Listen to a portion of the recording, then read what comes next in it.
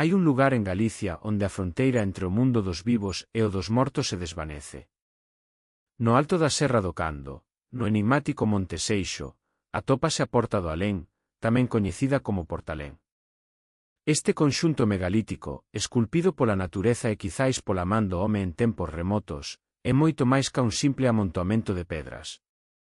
Segundo a antiga mitoloxía celta, esta fenda na rocha é unha verdadeira porta cara a outra dimensión. A lenda conta que, para comunicarse cos defuntos, un debe atravesar a porta dende o norte cara ao sur. Unha vez alí, no silencio da montaña, o vento trará as respostas do máis alá. Pero coidado, as mensaxes recibidas deben gardarse en segredo, ou quen as revele perderá a voz para sempre. E o máis importante, para regresar ao noso mundo, é vital desandar os pasos e saír de sur a norte. Se non o fas, a túa alma podería quedar atrapada eternamente no reino das sombras.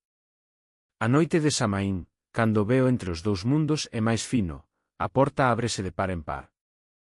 Aínda hoxe, os visitantes deixan ofrendas como pan, viño ou candeas para honrar os seus seres queridos. A poucos metros deste santuario pagán, érguese impoñente o Marco do Vento. Un maxestoso menhir de case 6 metros de altura onde, segundo din, conflúen todas as forzas da natureza. Dende este cumio sagrado, a montaña máxica ofrécenos unhas vistas inigualables. O miradoiro das Tres Rías permítenos contemplar a ría de Vigo, a de Pontevedra e a de Arousa nunha só ollada.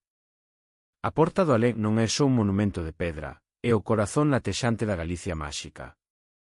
Un lugar onde a historia, a lenda e a paisaxe se funden para lembrarnos que, ás veces, o misterio está a un só paso de distancia. Atreveríaste a cruzar a porta do máis alá?